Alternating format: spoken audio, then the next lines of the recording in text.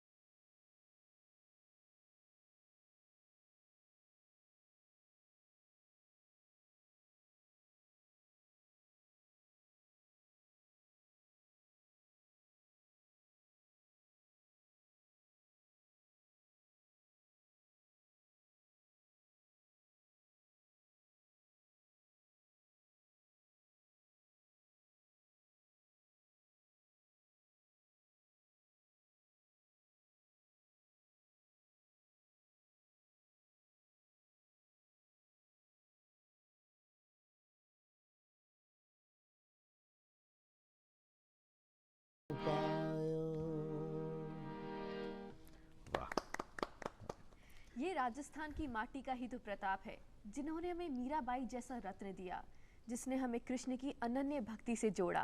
वैसे प्रणय, मुझे ऐसा लगता है कि अगर हर दिन की शुरुआत एक भजन के साथ, इतने खूबसूरत भजन के साथ की जाए, तो उस दिन में अलग ही एक ऊर्जा आती है और कुछ करने का हौसला बढ़ जाता है। वैसे मैं आपको बता दूं कि अगर आपने कुछ करने का फैसला कर लिया है, तो पीछे मुड़कर मत देखिए, क्योंकि पलट पलट कर देखने वाले इतिहास नहीं बनाया करते। नमस्कार, स्वागत है आपका डीडी राजस्थान पर। शो है सुप्रभात धरती धोरारी और मैं हूं आपके साथ कृतिका। और मैं हूं आपके साथ प्रणय। सुप्रभात धरती धोरारी में आप सभी का एक बार फिर से अभिनंदन और स्वागत। किस्मत के भरोसे जो इंसान बैठ जाता है वो कुछ नहीं कर पाता, लेकिन कुछ बिरले ऐसे होते हैं जो अपनी किस्मत खुद अपने हाथों से लिखते हैं। एक ऐसा ही प्यारा सा मेहमान आज हमारे बीच यहाँ मौजूद है। बहुत ही प्यारा प्लेबैक सिंगर, सुपर सिंगर, हमारे जयपुर का गौरव, रविंद्र उपाध्याय। बहुत बहुत स्वागत रविंद्र, बहुत बहुत आपका यहाँ पे अभिनंदन। बहुत बहुत इतना अच्छा लग रहा है, इतनी खुशी हो रही है मुझे यहाँ पर, हम दोनों को, आपको यहाँ देखकर। तो मुझे लगता है दर्शक हमारे बहुत खुश हो रहे होंगे अपने जयपुर के चहेते कलाकार से मिलकर। मुझे भी प्रणय बहुत अच्छा लग रहा है कृतिका। ये जयपुर दूरदर्शन एक तरह से हम कलाकारों का एक घर है, जिससे कर्मस्थली जहाँ है। कर्मस्थली है हमारी, जहाँ पर हम लोगों ने अपनी कर्म की तपस्या को बिल्कुल सही अपने है। आप को तपाया है। सालों साल मैं यहाँ पर इस स्टूडियो में मैंने निकाले हैं और बहुत कई कार्यक्रम हम लोगों ने किए हैं यहाँ पर। तो यहाँ आकर लगता है कि हम घर में हैं, और जब जयपुर में और अपने दर्शकों से मुखातिब होते हैं तो वो और भी एक प्यारा अनुभव है। क्या बात है। तो ये तो हुई औपचारिक बात है। अब असल में ये बताइए कि सुप्रभात धरती धोरारी में आके लग कैसा रहा है? बड़ा आनंद आ रहा है। सुबह सुबह का टाइम है और आज तो हमने शुरुआत ही भजन के साथ की।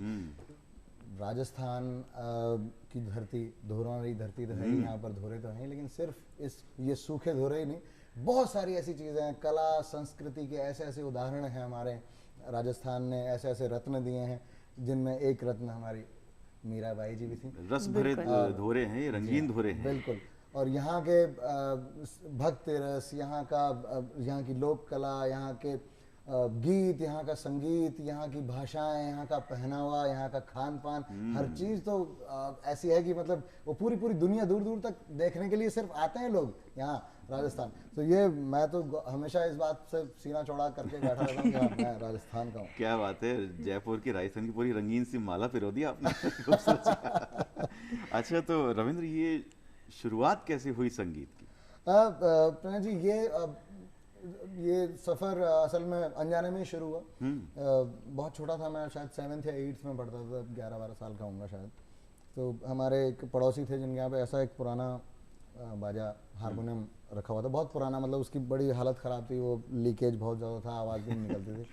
तो हम एक दिन उनके यहाँ गए थे, बुज़ुर्ग थे वो, तो उनके यहाँ गए थे, तो मुझे वो बाजा दिखा, तो मैंने पूछा, मैंने कहा बाबा ये बाजा मैं बजा सकता हूँ क्या? तब तक मेरे को आता नहीं था बजाना। तो ऐसे ही कौतूहल, हाँ हाँ बेटा देखो देखो। तो जैसे तैसे मैंने कुछ कर तो नहीं पाया खैर, लेकिन वो उनको लगा कि बच्चा बड़ा इंटरेस्टेड है इसको बाजे को लेकर, उनका वो ऐसे ही रखा हुआ था। तो मैंने कहा अच्छा एक काम कर, तुझे बजाना है ना, तू ले जा। तो मैं उठा के अपने घर ले आया, गर्मियों की छुट्टियों में हमने वो बाजा, मेरे को पहली बार मिला।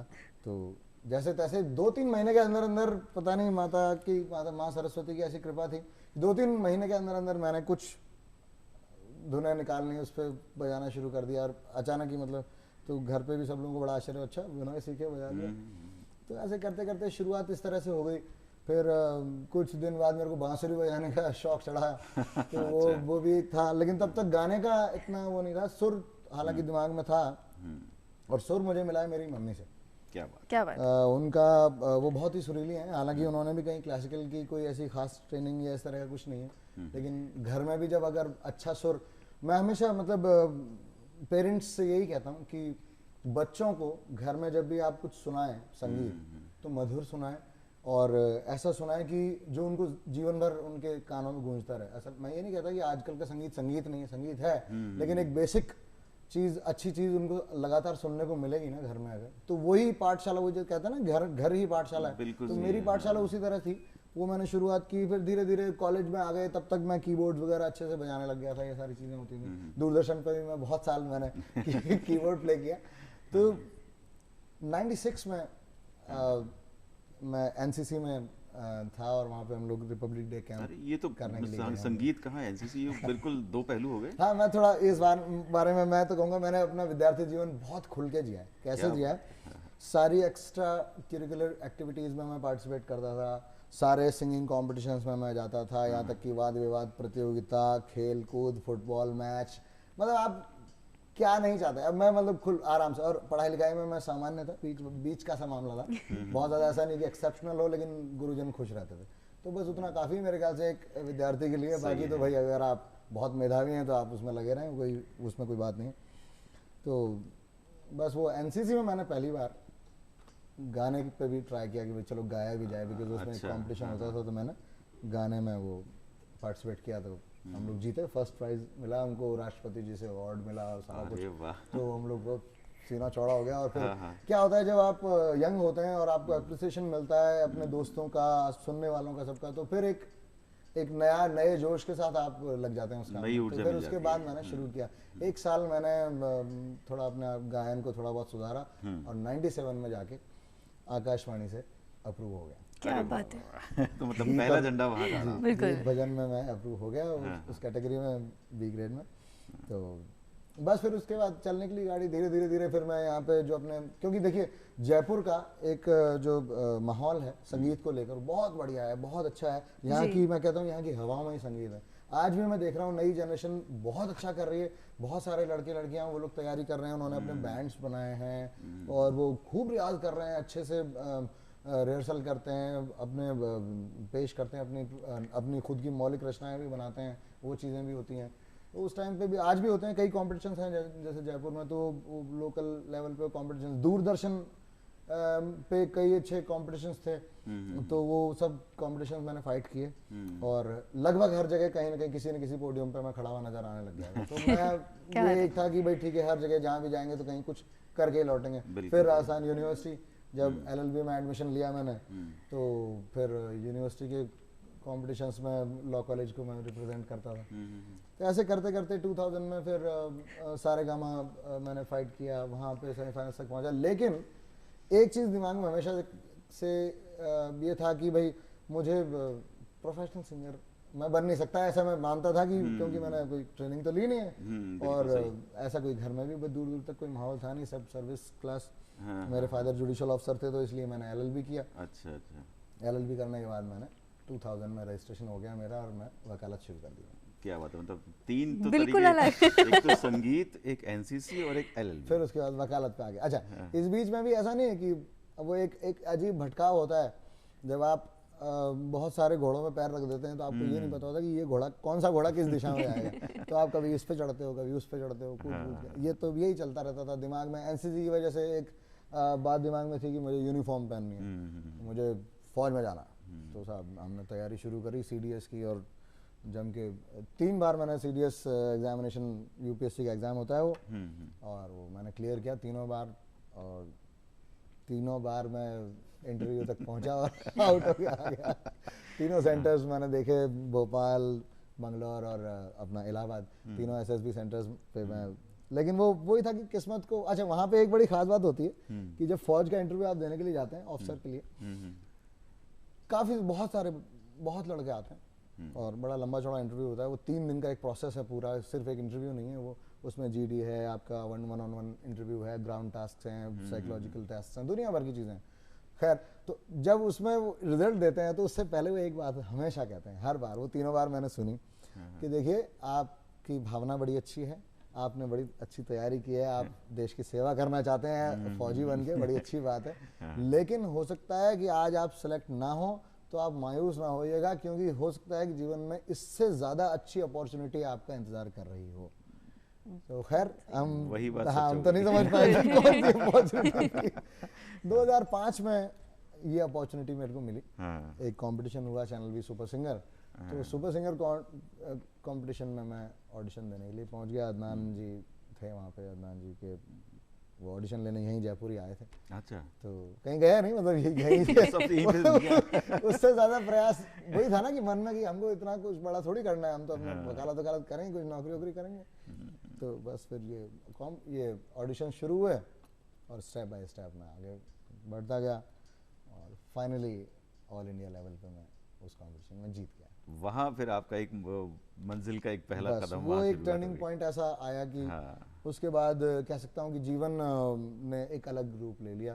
और हालांकि वो ऐसा रूप था कि जिसके बारे में मैंने कभी सोचा भी नहीं था, ना मैंने उसकी कल्पना करी थी कि ऐसा होगा, और होगा तो मैं क्या करूँगा ये भी नहीं पता था। खैर वो 3 साल का कॉन्ट्रैक्ट था, तो इस वजह से मुझे मुंबई रहना ही था। तो यूं करके मैं मुंबई में एक स्थायी, एटलीस्ट शुरुआती 3 साल मेरे को रहना मिल गया। क्या बात है। और उसी दौरान फिर धीरे धीरे कहानी आगे बढ़ी। इसे कहते हैं कृतिका, हिम्मत मर्दा और मदद खुदा। मदद खुदा। बिल्कुल। क्या कभी क्या ऐसा बात हुआ कि घर वालों ने सपोर्ट करने में कोई बोला कि कितना जाओगे, क्या करोगे, कुछ ऐसा? चिंता तो बात मेरे ख्याल से रही बिल्कुल होगी। बिल्कुल बात आपकी बिल्कुल ठीक है कृतिका। हर माँ बाप के दिमाग में भाई एक बात होती है कि भाई बेटा बड़ा हो गया है और अब अगर ये किसी करियर में सेटल नहीं होगा तो कैसे काम चलेगा। और बात सही भी थी, क्योंकि सबको ये लगता ही है ना कि भाई अगर आपने किसी चीज़ में बहुत ज़्यादा ट्रेनिंग नहीं की है तो आप फिर कैसे उसको निभा पाओगे। बिल्कुल। तो वो एक थोड़ा एक घबराहट मन में थी, मेरे भी थी। और कभी कभी ये बात उठती भी थी कि अरे भाई अब कितने दिन तक चलेगा ये सब, थोड़ा अपने आरजेएस की तैयारी करो। बिल्कुल सही है। हाँ। तो मैंने किया भी इनफैक्ट, लेकिन वो तब तक नहीं मिल पाई थी सफलता।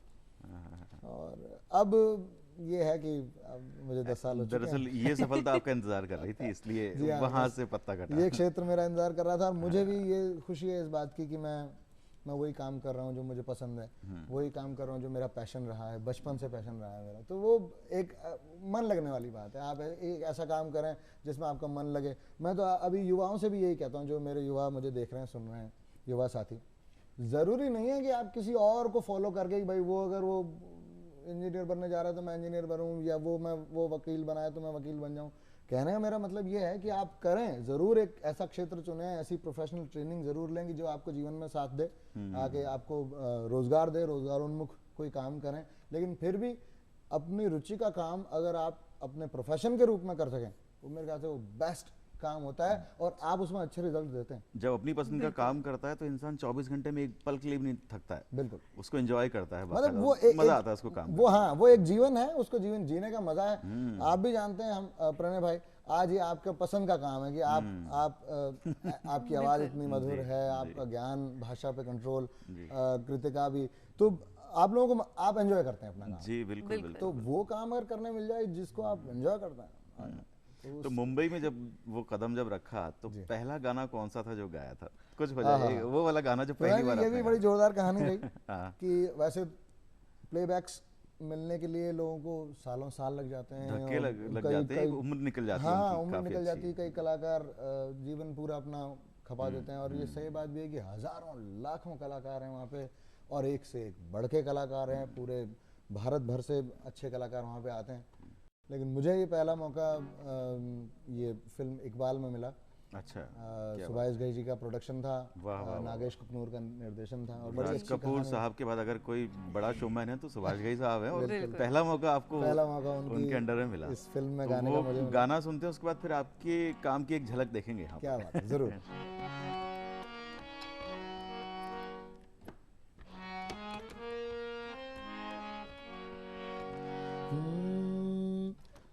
आँखों में सपना, सपनों में आशा, आशा है जिंदगी,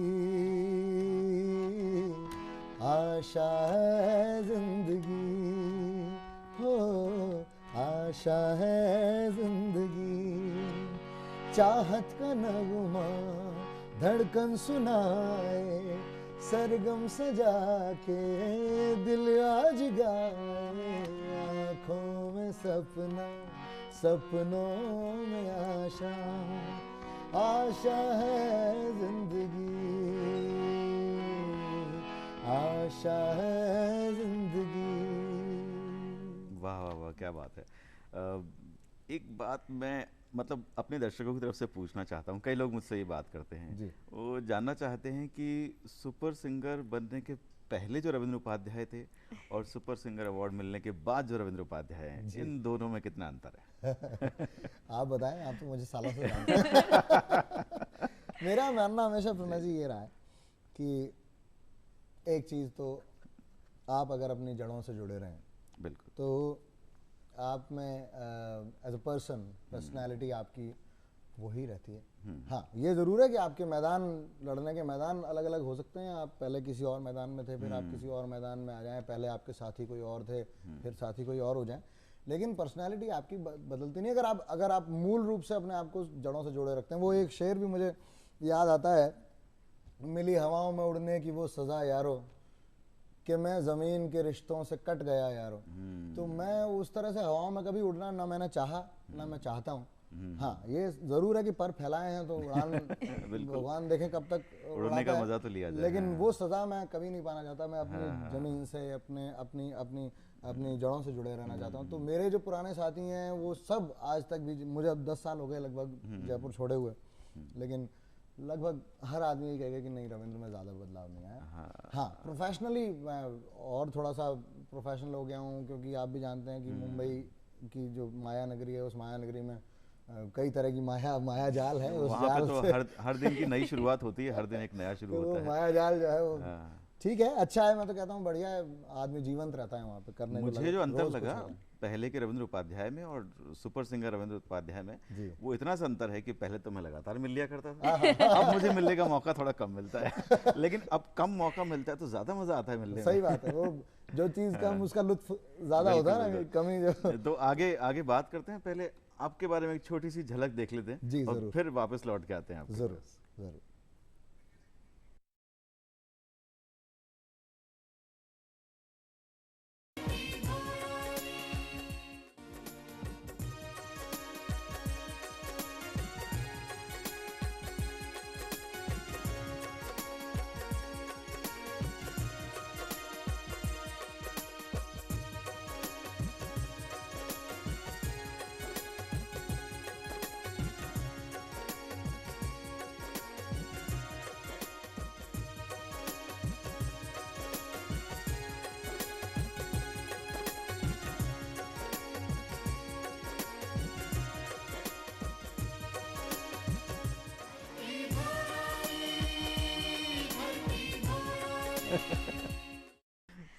आपसे बिल्कुल जानना चाहूंगी कि जो सुपर सिंगर था तो उसमें आपने जो गाना गाया तो कौन सा था जिससे आपको जीत दिलाया, लेकिन उससे पहले आपसे जानना चाहूंगी कि एक छोटी सी बेटी आपके साथ थी, कौन थी वो?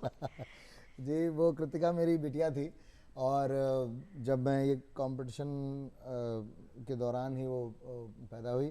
तो जिस दिन वो पैदा हुई, मतलब कहते हैं ना कि बेटी अपना भाग्य तो लेके आती है, साथ ही साथ हमारा भी भाग्य पूरी तरह से उन्होंने बदल दिया है। बिल्कुल एक लक्ष्मी की तरह से आई वो मेरे घर में। क्या बात है। और आते ही जिस दिन, जैसे ही मुझे समाचार पता लगा कि बिटिया पैदा, मैं उस टाइम मुंबई था, कि बिटिया हुई है, उसके कुछ 20 मिनट बाद ही मुझे ये मतलब हमारा रिजल्ट आया कि मैं फर्स्ट 5 में फिनाले में मैं आ गया हूँ, जिसमें 5 हम लोग थे और हम लोगों को फाइनल 5 की तैयारी करनी है। तो जिस दिन हम लोगों का फाइनल कॉन्टेस्ट था, उसी दिन सब लोग आए थे, और मुश्किल से 1.5 या 2 महीने की थी, वो छोटी सी थी सुवर्णा। तो उसको फिर तो मैं अपने आप को रोक नहीं पा रहा था, जीतते ही जैसे हो गया कि भाई फाइनल हो गया, मैं जीत चुका हूँ। तो फिर मैंने, सामने ही सब लोग थे, मम्मी पापा और माधुरी वगैरह सब लोग थे, तो मैंने फिर उसको अपने गोद में ले ही लिया। ये माधुरी कौन है? माधुरी जी मेरी जीवन साथी का नाम माधुरी, धर्म क्या पत्नी जो है बात है, हमारी क्या बात क्या है। बात। उनका नाम माधुरी है।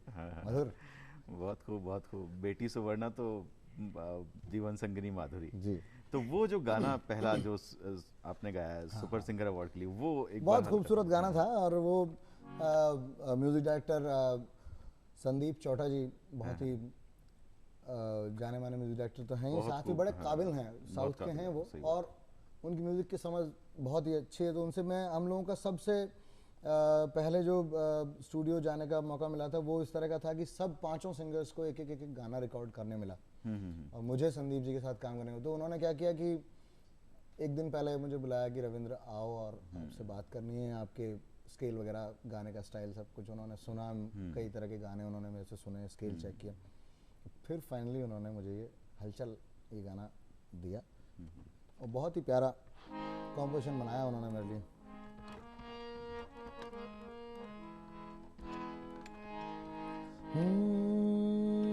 हलचल हलचल हलचल दिल में हलचल हो रही है, लम्हा लम्हा एक चुभन सी, लम्हा लम्हा एक चुभन सी, लम्हा लम्हा एक चुभन सी दिल में पल पल हो रही हलचल, हलचल हो रही है, हो रही है।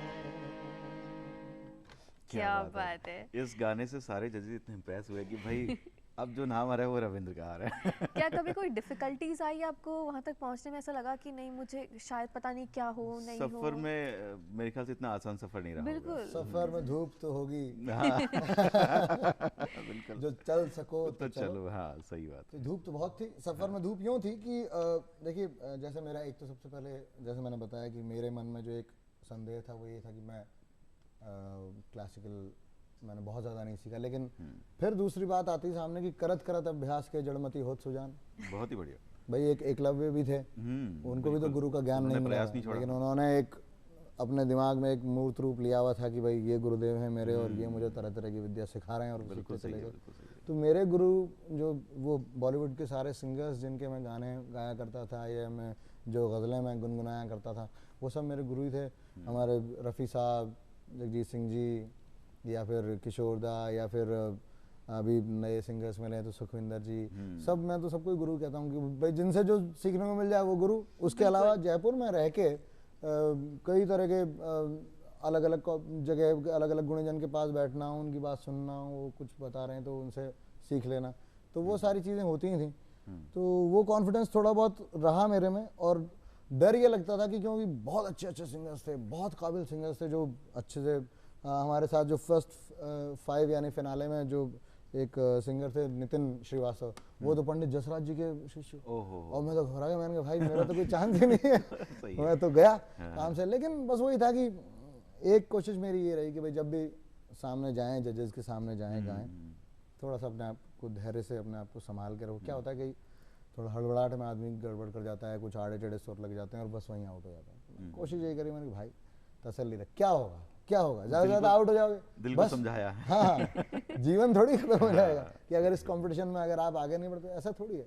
क्योंकि कई असफलताएं उससे पहले मैं इस तरह के कॉम्पिटिशन में देख चुका था, तो I was seasoned with I mean all those conditions की क्या हो सकता है, ज़्यादा से ज़्यादा मेरा नाम नहीं बोला जाएगा, बस बिल्कुल सही है। ज़्यादा से ज़्यादा ये कह दिया जाएगा कि रिजेक्ट जो हुए लड़के वो इधर आ जाओ, उसमें कह दिया जाएगा रविंद्र तुम भी आ जाओ, उसके बाद एक नया सफर शुरू करेंगे। दूर चले जाएंगे, घर जाएंगे आराम से, अपना काम करेंगे जो कर रहे हैं। तो ये एटीट्यूड लेके मैं रहा वहाँ पे, और कई तरह की परेशानियाँ आती रही। सबसे ज़्यादा घबराहट तब हुई जब जूरी को AR रहमान साहब ने ज्वाइन किया।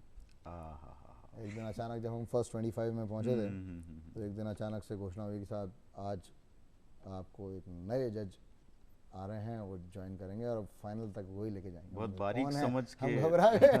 देखा तो रहमान साहब, सारे सिंगर्स डर गए थे पूरी तरह, अरे बाप रे मर गए अब तो। संगीत की जो बारीक समझ रहमान साहब के पास है बहुत, और लेकिन बड़े साधु व्यक्ति हैं, बहुत सिंपल हैं, बड़े सामान्य हैं, कभी कठोर बोलना नहीं, लाउड बोलना नहीं, तो उनसे सब बड़ा सहारा ही मिला हमको, इनफैक्ट सीखने को ही मिला बहुत सारी चीज़ें। और हम तो सौभाग्यशाली मानते हैं अपने आप को कि रहमान साहब जैसे अच्छे म्यूजिशियन ने हमको जज किया, तो ये तो हमारे लिए अच्छी बात बड़ी बात होगी, काफी बड़ी बात जी होगी। हाँ। रविंद्र जी, बहुत सारे युवा आपको अपना आइडल मानते हैं लेकिन आप किसे अपना आइडल मानते हैं? वैसे जैसे मैं कह ही रहा था कि कई सिंगर्स जिनके मैं गाने गुनगुनाता रहा हमेशा, जैसे रफ़ी साहब हमारे बचपन से, मतलब मैं बहुत छोटा था तब से मुझे ध्यान है कि वो रफ़ी साहब की एक लाइव शो की एक कैसेट हुआ करती थी हमारे घर में, वो बहुत पॉपुलर हुआ था, वो कैसेट भी बहुत चलता था, तो हमारे यहाँ भी था, और वो हम लोग उसको रिपीट कर करके मतलब सुनते थे। तो जो गाने उनके और उनकी आवाज़, उनके गाने का तरीका, वो बचपन से बहुत ही पसंद आता था। ऐसे ही फिर जब थोड़े बड़े हुए और कुछ समझने लगे गज़ल को, हालांकि अब भी मैं ये नहीं कह सकता कि मैं गज़ल पूरी तरह समझता हूँ या मैं उसको पेश कर सकता हूँ, लेकिन फिर भी एक सिंप्लिसिटी जो जगजीत सिंह जी की अदायगी में थी, बहुत ही प्यारा। उस चीज़ को कहना चाहिए कि एक नॉर्मल एक इंसान को भी वो समझा दिया करते थे कि शायरी क्या है, अगर ये मैं क्या कहना चाह रहा हूँ। अभी मैंने जो दोनों शेर भी बिल्कुल पढ़े, वो भी उन्हीं के एल्बम्स में से कहीं मैंने सुने थे, तो वो कहने का मतलब है कि वो सिंप्लिसिटी मुझे गज़ल में वो पसंद आती थी। तो मेरे आइडल शुरू से ही रफ़ी साहब, जगजीत सिंह जी, और नए सिंगर्स में सुखविंदर जी, ये मेरे आइडल रहे हैं। मेरे और आपके कई दोस्त तो ये कहते हैं कि रविंद्र भाई की आवाज़ सुखविंदर जी से बहुत मिलती है। बिल्कुल। और ये कारनामा कैसे हुआ वो भी बताऊँ, इसके मेरी छोटी सी कहानी है। मैंने कैसे उनको फॉलो करना शुरू किया। सारेगामा जब मैं गया था तो सेमीफाइनल्स में हम लोगों को एक थोड़ा सा एक राउंड था जिसमें थोड़ा सा एक मतलब बड़ा जोशीला टाइप का इस तरह का गाना गाना था जिसमें मज़ा आ जाए, सुन के सब झूम उठें, इस टाइप का कुछ गाना, ऐसे ही कुछ था राउंड था। तो उसमें मैंने वो गाना गाया था, रुत आ गई रे रुत छा गई रे। बड़ा खूबसूरत गाना है और बड़ा अच्छी रेंज का गाना है। हाँ, तो वो हुआ ये कि वो जब मैं गाना गा रहा था उससे एक दिन पहले ही सुखविंदर जी हमारे उसी शेड्यूल में किसी एपिसोड को जज करने के लिए आए हुए थे, तो बहुत सारे लोग भागे भागे वापस आए जो उस अहाते से आसपास खड़े थे कि शायद सुखविंदर जी फिर आ गए और वो गाना गा रहे हैं। उन दिनों ये गाना बहुत चल रहा था, तो सब भागे भागे आए, देखा था अरे ये तो रविंद्र गा रहा है। फिर बाद में सब लोगों ने मुझसे कहा कि रविंद्र तुम्हारी आवाज़ यार काफ़ी मिलती जुलती है सुखविंदर जी, तुम गाया करो सुखविंदर जी गाने। तो एक बार फिर से वो भ्रम पैदा करें। पता नहीं मैं वो क्रिएट कर पाऊंगा कि नहीं।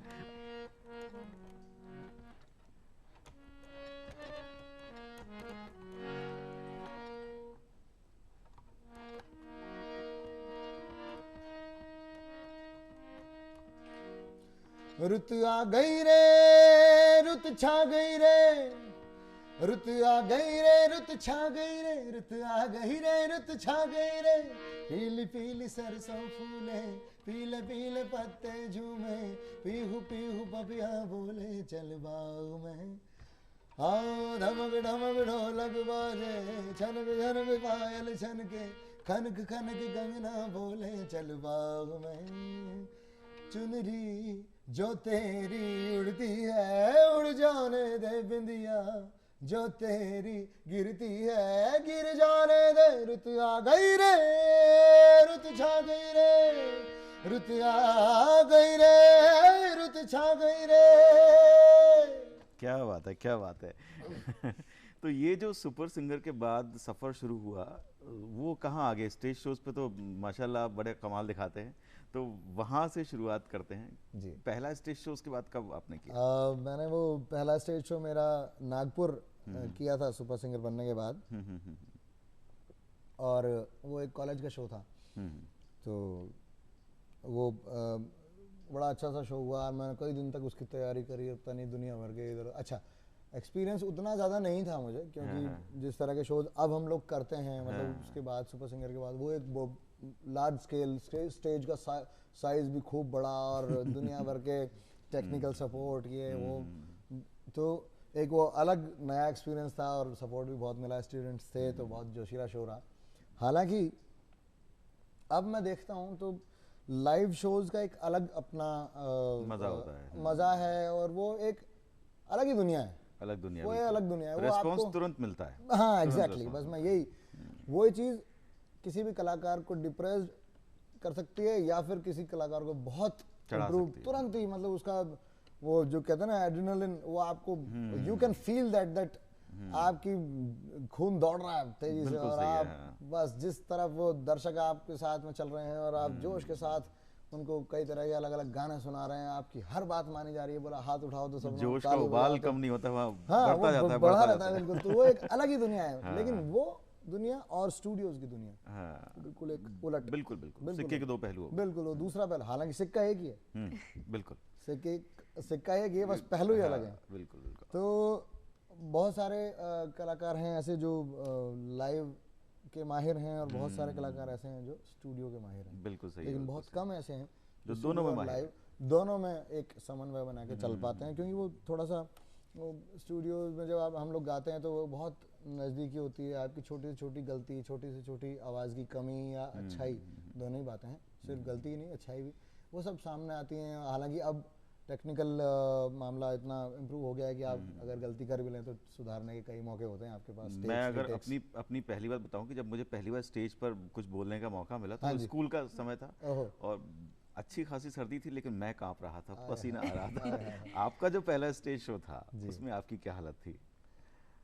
बड़ी अजीब हालत होती है असल में। इनफैक्ट मैं आपसे कहूँ कि आज भी स्टेज पर चढ़ने से ठीक पहले के जो 10 मिनट होते हैं वो बड़े नर्वसनेस से भरे होते हैं, और आप ये बात पे हाँ ही बोलोगे प्रणय भाई कि कितना भी एक्सपीरियंस्ड आर्टिस्ट हो, उसको स्टेज से मतलब चढ़ने से जस्ट पहले एक अजीब सी पता नहीं क्या वो नर्वसनेस होती है कि वो घेर के रखती है, चाहे आपने कितनी से बड़ी ऑडियंस आपने का सामना किया हुआ हो, लेकिन वो फिर आपको लगता है पता नहीं क्या हुआ, दिल की धड़कन थोड़ी सी बढ़ मतलब जाती है। अजीब ही हो जाता है। बिल्कुल और मुझे तो कई बार ऐसा मतलब मैं तो एक पर्सनल अपनी फीलिंग शेयर कर रहा हूँ, मुझे ऐसा लगता है कि मुझे कुछ आता ही नहीं, मतलब मैं सब कुछ भूल जाता हूँ, मुझे लगता है कि मैं तो कुछ जानता ही नहीं, और मेरे ख्याल से यही फीलिंग साथ भी देती है हमारा। जीरो से हर दिन की शुरुआत करें तो ज़्यादा अच्छा बिल्कुल, रहेगा। आप अगर कोई ब्लैंक बोर्ड, बिल्कुल खाली स्लेट है या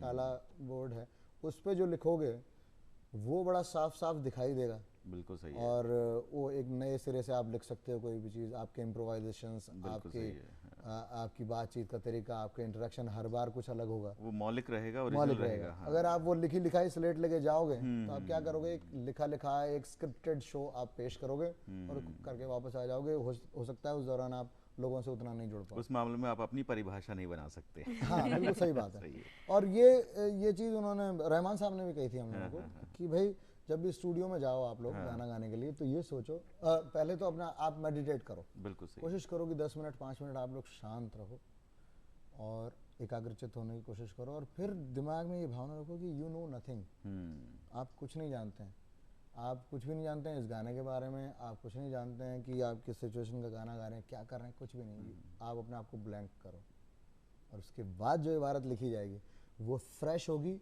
मौलिक होगी। तो वो चीज़ बहुत इंपॉर्टेंट होती है हर एक परफॉर्मर के लिए। मैं तो हमेशा कहता हूँ कि ये परफॉर्मेंस, जब भी आप कोई भी परफॉर्मेंस देने वाले हो तो आप उसको बहुत ज़्यादा रिहर्स, ठीक है एक लेवल तक रिहर्स करना बहुत ज़रूरी है, उसके बाद आप छोड़ो, भगवान पे भी तो कुछ छोड़ो। ये सारी चीज़ अगर अपने हाथ में होती तो हम तो सारी दुनिया को सिर पे उठा लेते लेकिन वो नहीं उठती ना, वो इसीलिए नहीं उठती क्योंकि हमारी अपनी एक क्षमता है, उस क्षमता से ज़्यादा हम कुछ कर नहीं सकते। तो ये जो सुपर सिंगर का अवार्ड मिला, फिर स्टेज की शुरुआत हुई, पहला एल्बम कब आया? हाँ, तो हम लोगों का पहला एल्बम बहुत ही जल्दी, इनफैक्ट 1.5 महीने बाद ही वो रिलीज़ हो गया था, और उस एल्बम में सौभाग्य से मुझे बहुत अच्छे म्यूजिक डायरेक्टर्स के साथ काम करने का मौका मिला।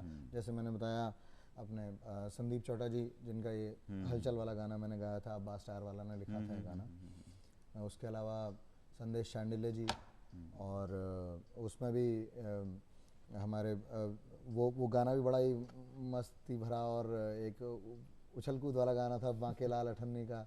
इरशाद कामिल बहुत ही जाने माने लेखक हैं, गीत लिखते हैं, इरशाद भाई का था उसमें लेखन। ऐसे ये आँखों में सपना जो था हमारा, ये हिमेश रेशमिया जी का म्यूज़िक था, और समीर जी के लिरिक्स थे इसमें। तो और उसके अलावा हमने एक मौका और मिला, वो था विशाल शेखर जी के साथ। अरे वाह वाह वाह। युवा म्यूजिक डायरेक्टर्स, बहुत टैलेंटेड, और उनका विजन म्यूजिक को लेके बहुत क्लियर है। परखने की जो बात है वो विशाल शेखर जी की कमाल की है, वो बहुत जबरदस्त परखते एल्बम हैं। में जो उन्होंने गाना दिया मुझे, कुमार भाई ने क्या लिखा था इस गाने को, बहुत ही प्यारा गाना। उसकी कुछ लाइंस आप लोगों को बिल्कुल सुनाता बिल्कुल, मैं यही कहने वाला था। हूं। ये गीत मैं हमेशा कोशिश करता हूँ कि मैं जब भी किसी कार्यक्रम में जाऊँगा, मुझे हाँ, मौका मिले तो मैं ये गीत जरूर सुनाता हूँ। बिल्कुल सुनाइए।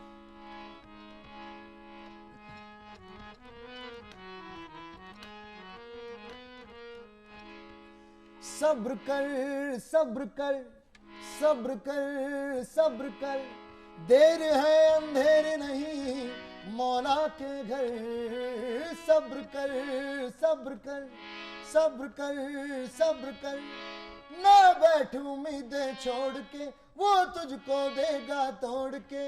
तेरे कर्मों का फल लगा है जिस जिस शाख पर।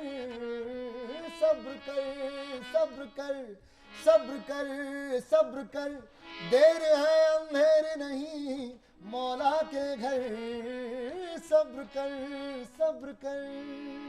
क्या बात है, क्या बात क्या है। बात है। ऐसा लगता है कि बस वो गाना खत्म नहीं हो, चलता रहे।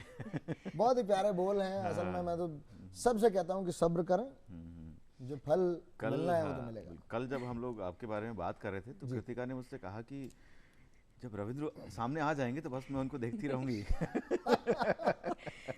नहीं, एक होता है, फैंटेसी होती है जब आप बिल्कुल। अपने मिलते हैं, जिनको आप सिंगर को लाइक करते हैं, कि अब मिलते हैं तो ऐसा लगता है कि वाओ, लगता है, सही बिल्कुल अच्छा लगता है। हमें मैं आपने वीडियो शूट्स भी किए हैं जी। गानों को लेकर, तो कैसा एक्सपीरियंस रहा जब आपने वीडियो की शूटिंग करी? हाँ कृतिका, ये बहुत अच्छा सवाल है आपका। असल में ये फील मेरे लिए नया था।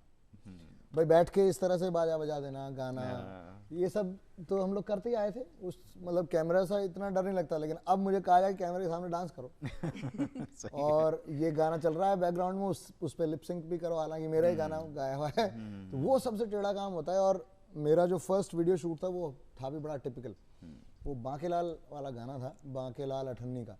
और जी मतलब हम लोगों ने वो मस्ती एक बोलते हैं कि वो बिल्कुल उछल कूद वाला अजीब व गरीब अगड़म बगड़म टाइप का गाना था। अलमस्त मस्ती जो होती है। पता नहीं, वो लोग बहुत देर तक तो समझ ही नहीं आता कि आखिर ये क्या गाना है, लेकिन है बड़ा मस्त। तो बांकेलाल का वो वीडियो हम लोग कर रहे थे, और उस वीडियो में हमारे जो वीडियो डायरेक्टर थे उन्होंने जिस तरह से उसको कॉन्सेप्ट तैयार किया था वो ये था कि हम इस वीडियो को एक टेक में करेंगे, कट नहीं होगा जी। और उन्होंने उस गाने को एडिट करके कुछ 1.5 से 2 मिनट या शायद उससे ऊपर, इनफैक्ट 2-2.5 मिनट का कुछ उन्होंने एक कट बनाया था कि हम यहाँ पॉइंट ए से शुरू करेंगे और पॉइंट जेड पे खत्म हो जाएगा। ये पूरा स्टूडियो में अलग अलग सेट्स बने हुए थे। कहीं पे एक गाड़ी है, मैं गाड़ी के आगे टक्कर खा के गिरा हुआ हूँ, कहीं पे प्री शूट्स चल रहे हैं, अलग अलग मॉनिटर्स लगे हुए हैं, उनमें हमने पहले से शूट किया हुआ था, कुछ चीज़ें उनके साथ सिंक होते हुए, बहुत ही अजीब कॉन्सेप्ट था वो वीडियो। आप जब भी देखेंगे तो आप खुद बोलेंगे यार ये अजीब है, लेकिन है टेढ़ा काम। क्योंकि कहीं पे मैं फाड़ के पर्दा एकदम से टीवी फाड़ के कूद के बाहर आ रहा हूँ, उसी पर्टिकुलर लाइन उसी शब्द पे मेरे को आगे टिकना। 21 घंटे लगे थे उस 2.5 मिनट के वीडियो को शूट करने में। 21 घंटे लग गए।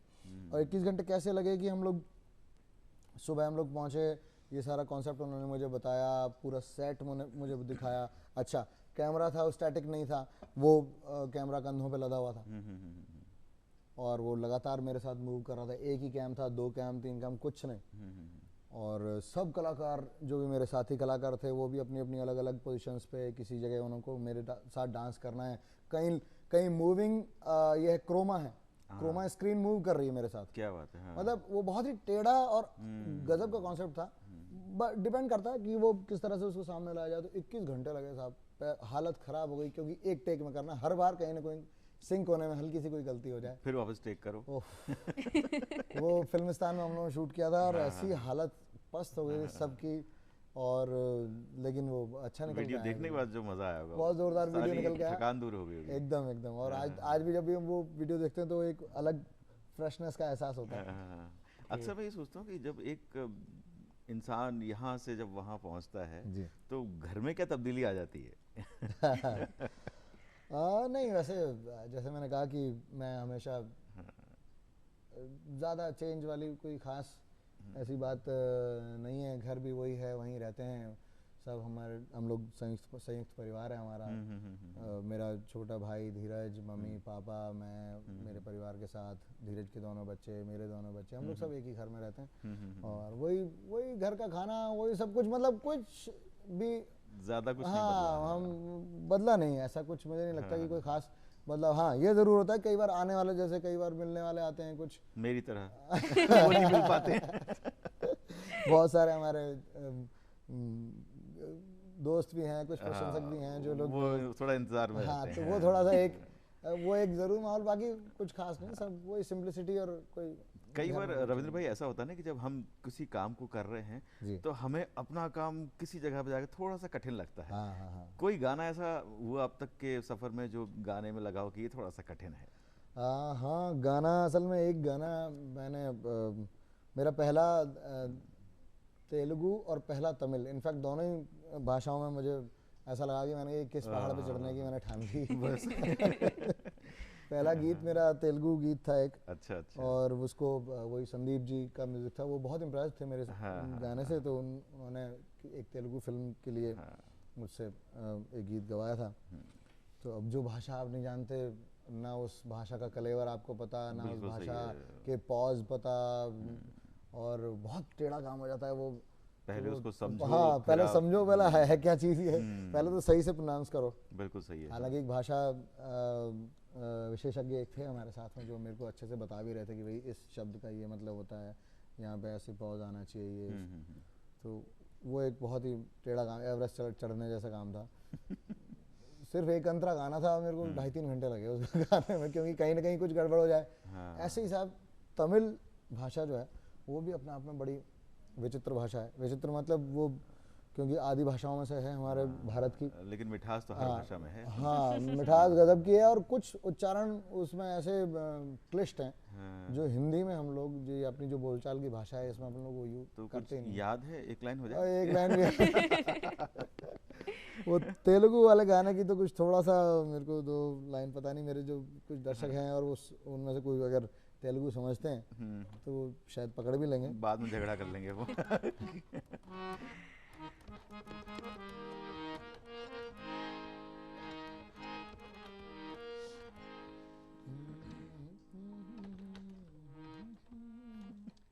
देखो अजीब, आप सुन के हंसना।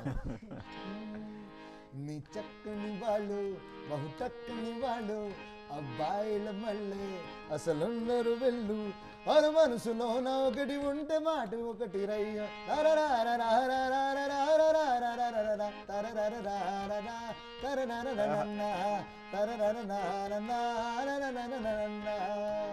చక్కని వాళ్ళు బహు చక్కని వాళ్ళు అబ్బాయిల మళ్ళీ అసలున్నారు వెళ్ళు।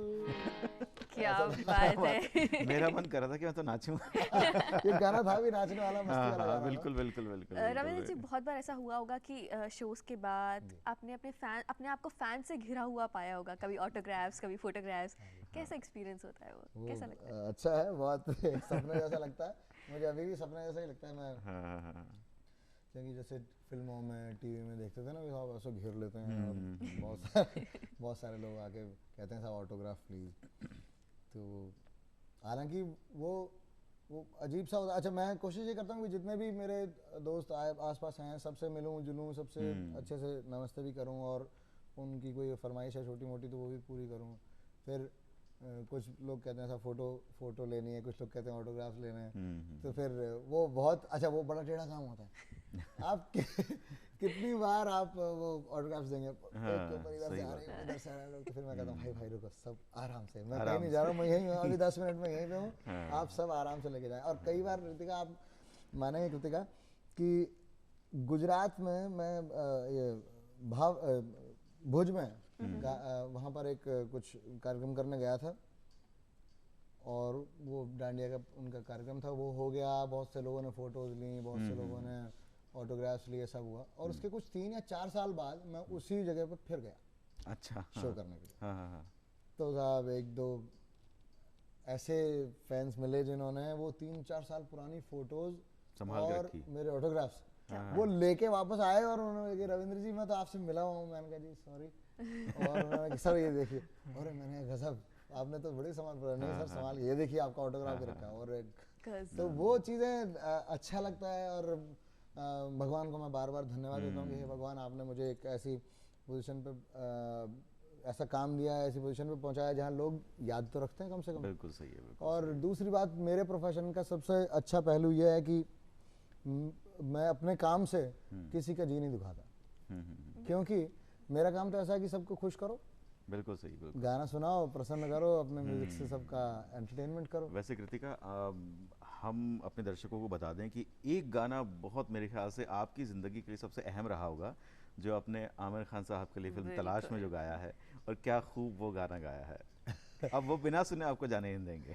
प्रणय जी वो गाना एक तरह से एक माइलस्टोन है मेरे इस बिल्कुल सही। म्यूजिकल करियर का।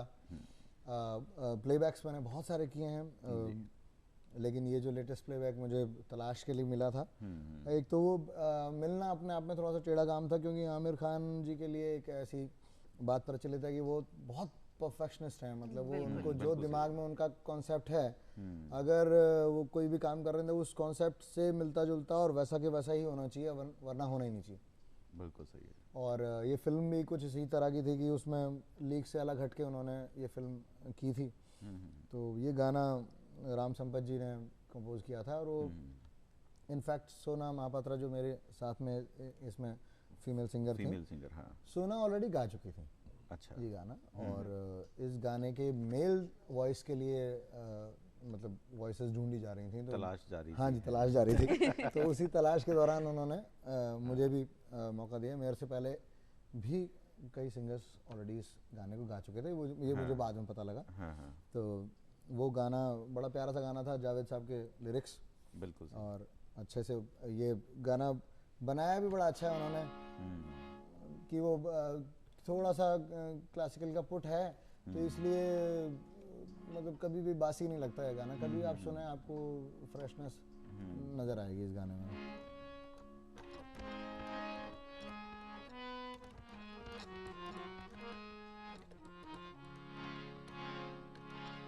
क्या जान क्यों है, क्या जान कैसी अनदेखी सी डोर, हो क्या जान क्यों है, क्या जान कैसी अनदेखी सी डोर, जो खींचती है जो ले चली है, जो खींचती है जो ले चली है, अब यूं मुझे तेरी ओर जिया लागे ना, तुम बिन मोरा जिया लागे ना, तुम बिन मोरा।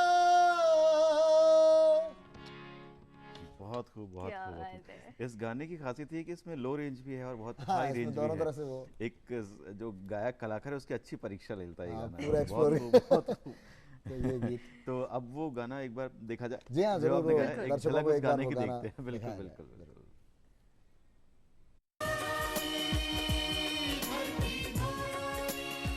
जिया लागे ना, तुम बिन मोरा जिया लागे ना, तुम बिन मोरा। सब्र कर, देर है अंधेर नहीं, मौला के घर। सब्र कर, सब्र कर, सब्र कर, सब्र कर।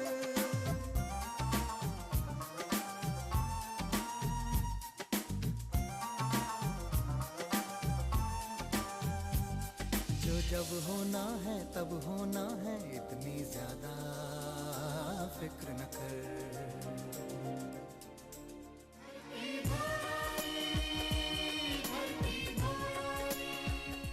तो रविंद्र भाई क्या बात है, मतलब ये सफ़र देखकर मुझे ऐसा लग रहा है कि ये जो हमारी बातचीत है ये चलती रहे, चलती रहे, चलती रहे, चलती रहे, ख़त्म नहीं हो। बिल्कुल बहुत अच्छा लग रहा है मुझे भी दर्शकों से अपनी बात शेयर करने का मौका मिल रहा है, और क्योंकि काफ़ी टाइम बाद आप लोगों से रूबरू हुआ हूँ, और ये हमारे ये धरती बड़ी दोहरारी मुश्किल से कार्यक्रम में। कोशिश करी हमने आपको घेरने की। आप बड़ी देर से गिरफ्त में आए, लेकिन आए तो बड़े खूब आए। बिल्कुल, और बहुत मन था मेरा भी कि मैं आप लोगों से मिलूं, आप लोगों से मिलूं, अपने इन स्टूडियोज़ में वापस मुझे आने का मौका तो मिला। दिल में कोई ख्वाहिश आगे के लिए? देखिए, स्काई इज द लिमिट ख्वाहिशों का अंत और नहीं है। उड़ान जारी है। को आप सबकी दुआएं चाहिए और साथ भी चाहिए मुझे इस बात के लिए कि मैं अपने इस काम में कुछ और अच्छे गीत, अच्छे सुरीले गीत जोड़ सकूं आने वाले टाइम पे। मैंने वैसे मेरे बहुत से दोस्तों से मैंने वादा किया है कि इस साल मैं आपको एक ऐसा एल्बम दूंगा जिसके लिरिक्स बहुत ही अच्छे होंगे। हो सकता है वो कुछ पॉपुलर गज़लें हों या गीत हों, बिल्कुल। लेकिन लिरिक्स को लेके मैं हमेशा थोड़ा सा सेंसिटिव रहता हूँ कि कुछ ऐसे गीत ना गाने पड़ेंगे जिनके लिरिक्स अच्छे ना हों, जो घर में बैठ के आज सुन ना सके। कहीं ऐसा ना हो कि एक बार सुना फिर बाहर निकल के भूल गए हाँ उसको, वो, ऐसा ना हाँ, हो। और भूल जाए, दोनों ही बातें होनी, तो रजिस्टर होने वाली चीज़ होनी चाहिए। कोशिश मैं यही कर रहा हूँ कि इस बार एक सुरीला एल्बम आपके लिए लेकर आऊँ। बहुत जल्दी एक नए रोल में भी आपको नज़र आऊँगा मैं। अरे वाह, क्या बात है। और आई होप कि मेरे सारे दर्शक जो मुझे देख रहे हैं वो उस नए रोल में भी मुझे अप्रिशिएट करेंगे। मेरा मन तो कर रहा है कि आपसे कुछ और बातें करूं, खासकर राजस्थानी फोक पे बात करूं, लेकिन वही हमेशा एक समय। समस्या हमेशा हम दोनों के सामने आती है कि वो समय जो होता है ना, वो कहता है कि भैया बस रुक जाओ, अब आगे मत जाना, नहीं तो गड़बड़ हो जाएगी। कोई बात नहीं, मैं फिर आऊँगा। मैं फिर आपसे सुप्रभात कहूँगा, फिर कहूँगा कि ये धरती धोरारी है। हाँ। और मैं चाहूँगा कि मेरे दर्शक मुझे फिर से याद करें, आप लोग मुझे फिर से याद करें, तो मैं फिर आऊँगा। तो ये जो नया कार्यक्रम है हमारा सुप्रभात धरती धोरारी, जी। ये कैसा लगा आपको, इसका कलेवर? बहुत ही प्यारा कार्यक्रम है और सबसे अच्छी बात यह है कि इसमें हम अपनी इस धरती से जुड़ी हुई बहुत सारी बातों को जान भी लेते हैं। फिर जैसे आपने बताया कि सेगमेंट्स अपने इस तरह के हैं कि जिसमें खान पान की बात भी है, हेल्थ की बात भी है। हालांकि आज मैं उतनी सारी बात नहीं कर पाया। हमारी कोशिश ये है कि हम राजस्थान की संस्कृति में जो रचे बचे कलाकार हैं उनसे मिलवा सके, और वो कहाँ तक आगे अपने पथ पर बढ़ चुके हैं उनसे फिर मिलवा सके। तो इसी कड़ी में एक खोज आप हमारी हैं, पुरानी खोज है लेकिन वापस हमने बुलाया आपको। इसके लिए बहुत बहुत धन्यवाद भी करता हूँ मैं धरती धोरारी को कि और आप सभी को कि मुझे मौका मिला डीडी राजस्थान पे अपनी बात रखने का, अपनी सारे अनुभव आपके साथ शेयर करने का। अच्छा, जाते जाते हम लोग एक बात तो ज़रूर करेंगे कि भाई बिल्कुल। अच्छा सुने, म्यूज़िकल जो भी आप सुने वो बहुत अच्छा सुने, और अच्छा खाएं और स्वस्थ रहें। ये तीन चीज़ें, क्योंकि सुबह सुबह का टाइम है। सुबह सुबह आप मेरी तरह अगर चाहें तो आप साइकिलिंग करें, हल्के फुल्का व्यायाम ज़रूर करें, और घर का खाना अगर आप खाते हैं बहुत बढ़िया, अच्छा स्वस्थ रहने के लिए बढ़िया पौष्टिक खाना खाएं और बढ़िया म्यूज़िक सुनें। हम लोगों को मौका दें। तो आपके इन सुविचारों के साथ आपको बहुत बड़ा सारा धन्यवाद कि आप हमारे दर्शकों से मिलने आए यहाँ पर। और मैं और कृतिका अब सुप्रभात धरती धोराई से अपने दर्शकों से आज्ञा चाहेंगे, फिर मिलेंगे।